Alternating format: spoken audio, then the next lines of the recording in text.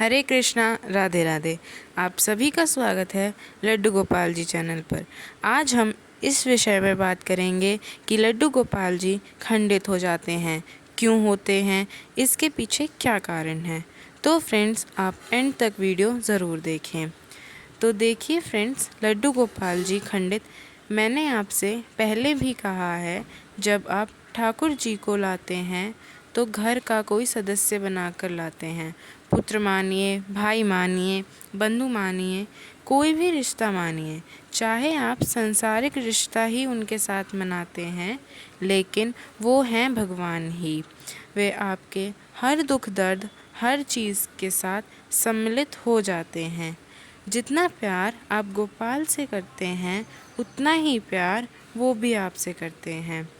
तो ठाकुर जी का बार बार खंडित हो जाना या फिर एक बार खंडित हो जाना, इसका क्या अर्थ है। तो देखिए फ्रेंड्स, जो ठाकुर जी होते हैं वो आपके साथ इस कदर जुड़े होते हैं कि आपके हर हृदय के भाव को वे जान लेते हैं। आपके मन की इच्छाओं को वो जानते हैं। आप ठाकुर जी से को जब भी खंडित होते हैं तो आपके ऊपर कोई कष्ट आने वाला होता है, तो वो उस कष्ट को अपने ऊपर ले लेते हैं। तभी तो ठाकुर जी गिर जाते हैं, कोई चोट ठाकुर जी को लग जाती है। मैं एक माता जी को जानती हूँ। एक माता जी को मैंने देखा, उनके पास गोपाल जी थे। वे बड़ी सेवा करती थी गोपाल जी की।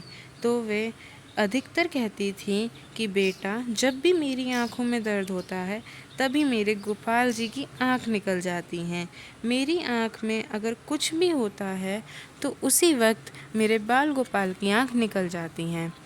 तो कहने का भाव यह है कि जब मेरे पे कष्ट आता है तो मेरे गोपाल जी उस कष्ट को अपने ऊपर ले लेते हैं। मैं जब भी उन्हें नई आँख लगाती हूँ तो मेरी आँख का दर्द भी चला जाता है, मेरी आँख भी स्वस्थ हो जाती हैं। तो कहने का भाव यह है कि ठाकुर जी हर चीज़ के पीछे कुछ ना कुछ होने का संकेत देते हैं।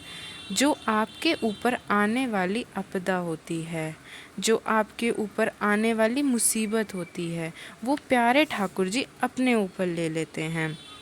और दूसरी बात, ठाकुर जी कभी खंडित नहीं होते।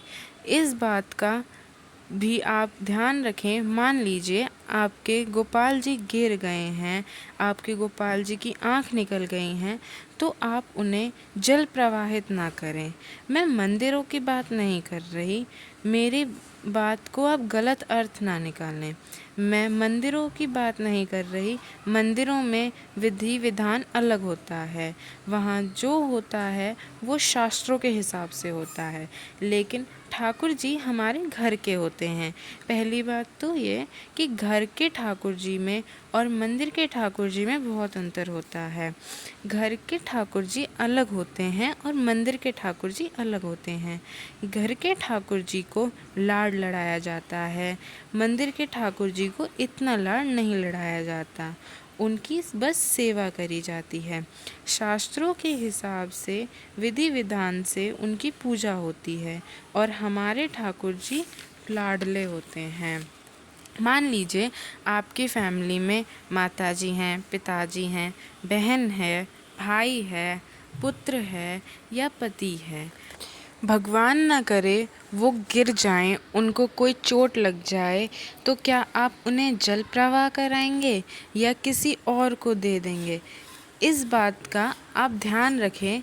आप यही करेंगे कि आप उन्हें डॉक्टर के पास ले जाएंगे, आप उनकी पट्टी कराएंगे, उनका जो भी उपचार होगा वो उपचार कराएंगे। उसी तरह हमारे गोपाल जी, उनको मान लीजिए लग गई या उनका हाथ टूट गया, आँख निकल गई, तो आप वृंदावन जाएं। बहुत सी ऐसी दुकानें हैं जिन्हें आप सुबह को देकर दोपहर को या शाम को जब जाएंगे तो वो आपके ठाकुर जी को आपको वापस दे देंगे। गोपाल जी का इलाज कराएं, आप उनको उन दुकानों पर लेके जाएं, वो उनकी आंखें लगा देंगे। यदि उनका हाथ टूट गया है तो वो उनके हाथ को सही कर देंगे। उसके बाद आप शाम को जाकर अपने ठाकुर जी को लाएं और उन्हें अच्छे से स्नान कराकर बिहारी जी के दर्शन कराने के लिए ले जाएं। तो कहने का भाव ये है, जब भी आपके गोपाल जी खंडित हो जाएं या उन्हें कोई चोट लग जाए या वो गिर जाएं, तो उन्हें जल प्रवाहित ना करें, किसी को दान में भी ना दें। आप उन्हें वृंदावन लेके जाएं, वहाँ उनका इलाज कराएं। जिस प्रकार हम इंसानों के डॉक्टर होते हैं, उसी प्रकार वृंदावन में भी गोपाल जी की चोट सही करने की दुकानें होती हैं, तो आप उन्हें वहाँ लेकर जाएं। Thank you friends. Hare Krishna, Radhe Radhe.